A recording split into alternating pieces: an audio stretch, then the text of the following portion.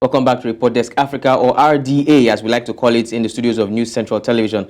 Now, last week we told you about BRICS' decision to extend official invitations to 6 new countries to join the group as full members from January 2024. We also did tell you about the United States.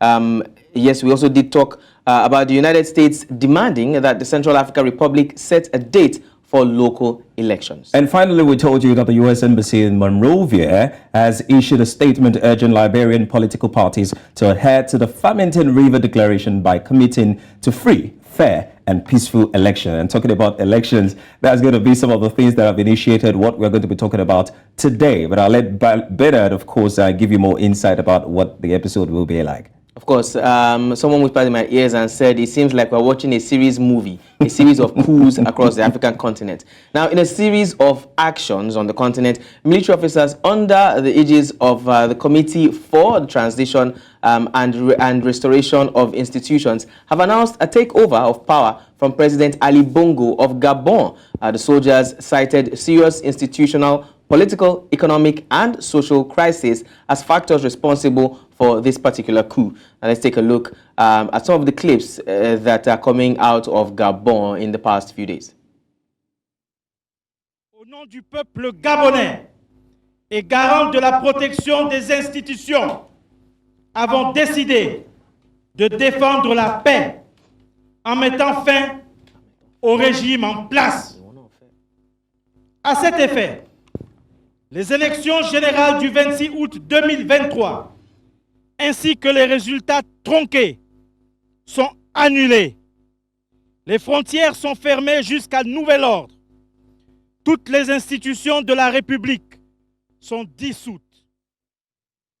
This site has almost become very familiar on the screens of African television and actually television around the globe. We're beginning to see military uprising in 7 countries, in several countries, I beg your pardon, but 7 is the particular number that we're looking at. 7, we're talking about the likes of Burkina Faso, Guinea, Mali, Niger, Chad, which other countries? Sudan. We also have Sudan at some point. And of course now Gabon. And now we have Gabon. So 7 actually is the number. Now joining us to discuss and unravel, should I say, and unpack some of the things that have been happening in the past 24 to 48 hours, considering Gabon's coup, is Jimmy Aino, who is also a renowned journalist. Jimmy, thank you for joining us.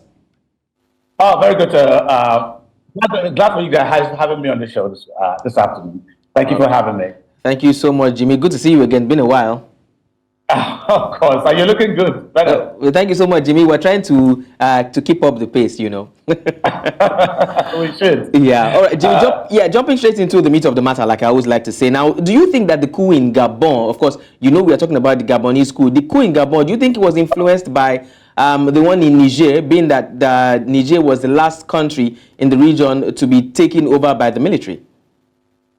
Yeah, largely, I think it was largely influenced by what happened in Niger, and considering the fact that, again, ECOWAS, with everything they have done, the sanction, and of course, the military option that was on the table, and ECOWAS not really activating that military, option.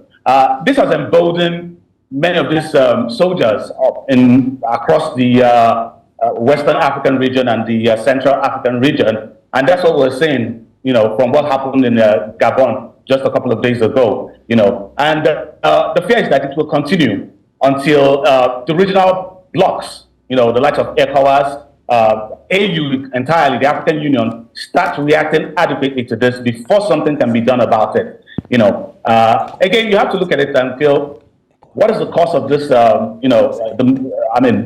these soldiers reenacting what we used to have in the 60s and the 70s and 80s, I think they're just taking advantage of the broken system in many of these countries. A broken system, what I mean is that, when you have sit-tight leaders who have refused to budge, staying there several years. Ali Bongo has stayed for 50 years, if you have to factor in his father's own administration as well. Same thing applies to, same thing happened in Niger, where we had, of course, Bazoum staying for a very long period, So, I mean, they are taking advantage of all of this and then, using that as an opportunity to say, oh, the people are not happy with the government of these countries, and then they are the savior, so-called savior, and that's why we have what we have, with the recent Niger and, of course, Gabon, Jimmy, let's talk about the word savior.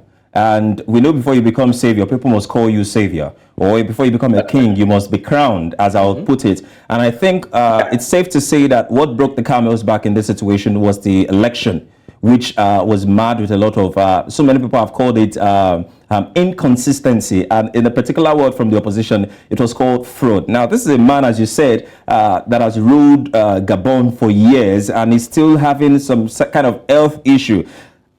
Yeah. One of the very particular thing that really caught my attention about this electoral process is that no official observer was actually allowed to monitor this process. Yeah. And it just comes to ask that where is the fairness and the equity we're all asking for, or Gabonese were asking for, in terms of having someone who they vote, who they want to rule them to be in place? Are we saying that will it be safe to say that the electoral umpire here has been compromised? Because the population of the whole Gabon is just about 2.8 million. How hard is it to conduct an election there?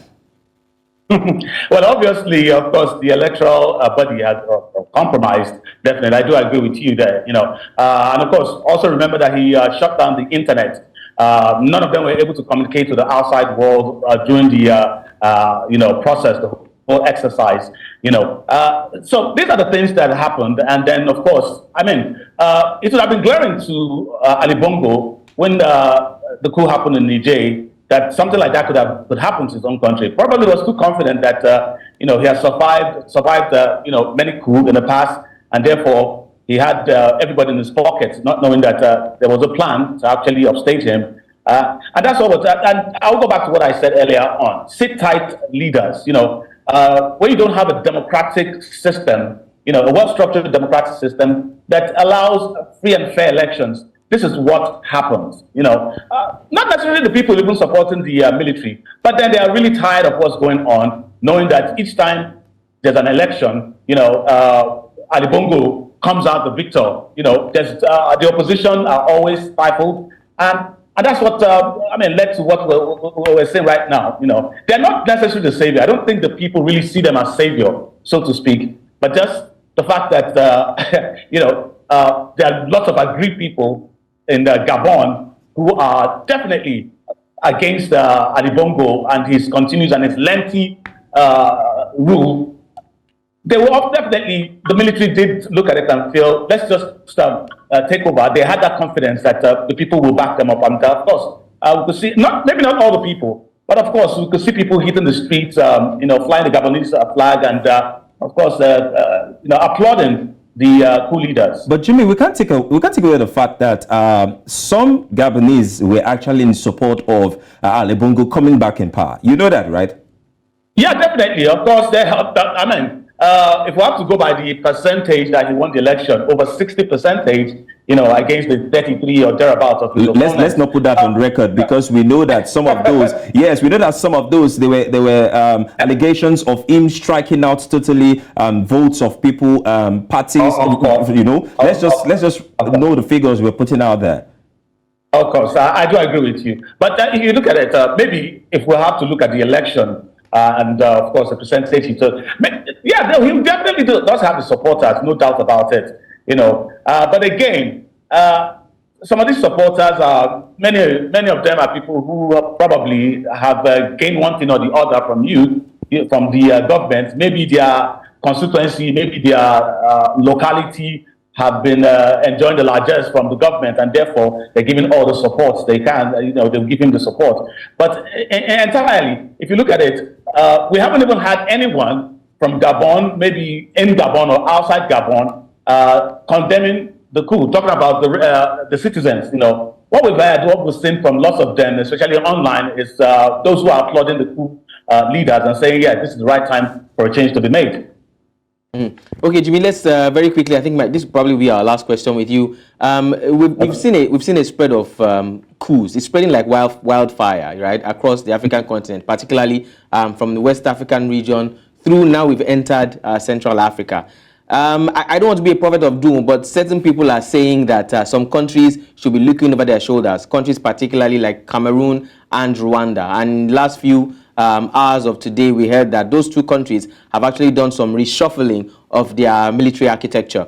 Are there some similarities we're seeing in these? Of course there are, but what do you think about the similarities we're seeing in these coups that have taken place in these countries leading up to Gabon right now that you think other countries should be wary about? Countries particularly like Cameroon, as I mentioned, and like Rwanda, maybe. Please, let's not talk about Cameroon.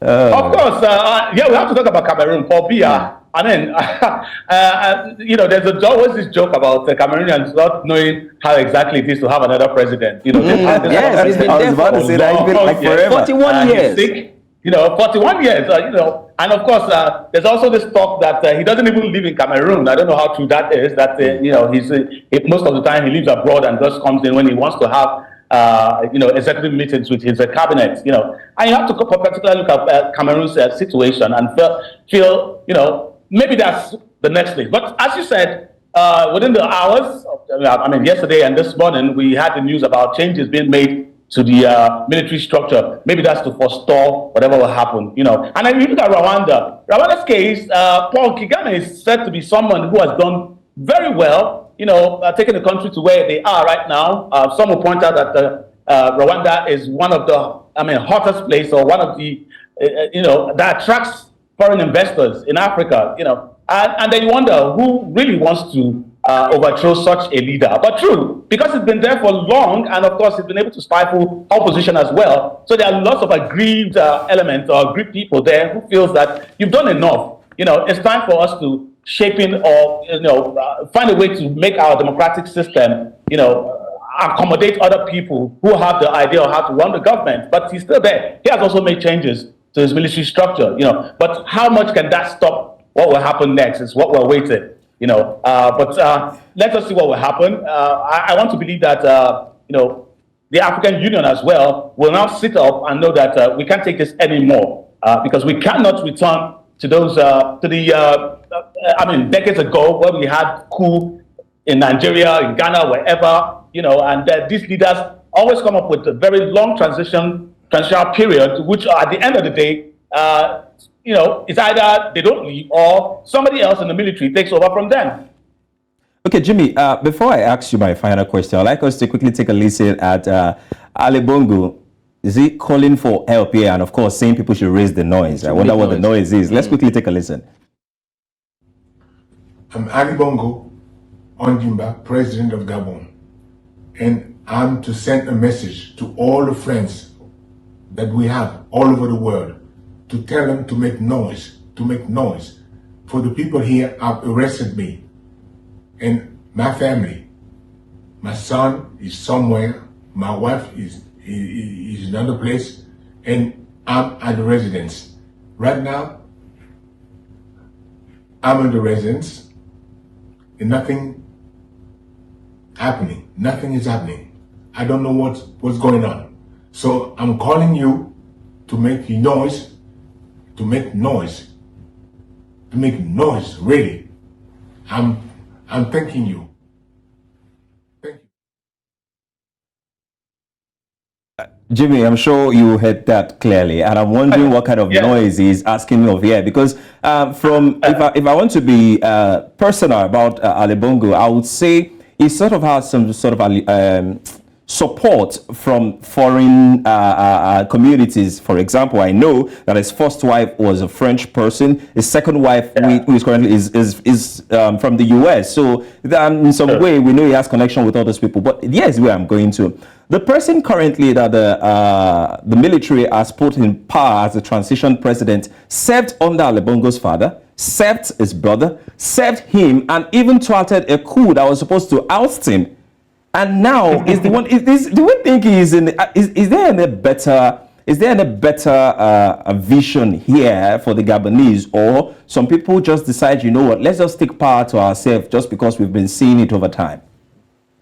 Well, I guess that they have been agreed for a long period of time. Forget the fact, it was even mentioned, I don't know how true that is as well, that, the transitional leader, the new military leader, is actually his cousin. Yes, he is. There was that. For very, very long time, I think, many of them have been aggrieved. Probably they don't like the situation of where the country is heading to. And, maybe out of fear of, let's do this, let's, overthrow him. And again, for the fact that it's somebody very close to him that even led the coup, it just tells you how much that, they finally got their plan together to push him out, I don't think there will be any help from him. I mean, seeing that video where he was calling out for help, and it's gone. It's done. I think Ali Bongo, just like Bazoum, is done and dusted. He's not going to return as president. What will happen is negotiation, and of course, especially with the AU and the regional body there, that's what's going to happen, And of course, looking at how many months transitional period the military will be ready to, bring out or ready to put out there for, what's the plan, the next plan. So that's what's going to happen. Aside from that, I don't see anybody saving him calling out, for that video he did yesterday and crying out, Ironically, it was the same internet that he shut down that he used and sent in those that particular message, So I think it's done and dusted for him. It's just to know how to negotiate with the African Union and the his Western allies as well, who would actually look at how to negotiate and see when they can return to democracy as it is. And I think it's also important that we mention that many of these school leaders as well, they've enjoyed the largesse of the government. I mean, if you look at Tijani of Niger, he was the head of the presidential palace guard. There are reports of him enjoying a lot of things from the government. He's wealthy as well. Same thing applies to the new guy in Gabon. So it's not necessarily about the people. They just look at an opportunity of what's going on in other parts of the continent, particularly in the western part where we have had in Mali, Sudan, and of course Niger recently, and Guinea as well. And then decided that we have been emboldened. We have and they know that a lot of people will support them, not just Gabonese. So if you look at it, most Africans are even in support of the overthrow of Ali Bongo. And I think that's where we are at this moment. For many of those governments that are infamous, they need to sit up and know what to do in order not for such a thing to happen. And I just have to add that for the coup leaders who are saying it's for the people, they're backed by the people. If it's really for the people, if you take your mind back to the Arab Spring, it was the people who came out themselves, who hit the street, in Tunisia, in Algeria, in Sri Lanka. Egypt, not the military itself, So really, for the military leaders, taking over is nothing, it has nothing to do with the people. It has to do with their selfish gain. And of course, they are looking on how to enrich themselves as well and look at how to hold power. But we'll just have to wait to see how long they want to hold that power. Niger said there's a three years transitional period. How many months or how many years will it be for Gabon? That we'll wait and see. Jimmy, I know seasoned broadcaster and journalist. Thank you so much for joining us on the show. We hope that you'll join us again when we call on you. Thank you, Jimmy. Thank you very much. Have a good day. And you too.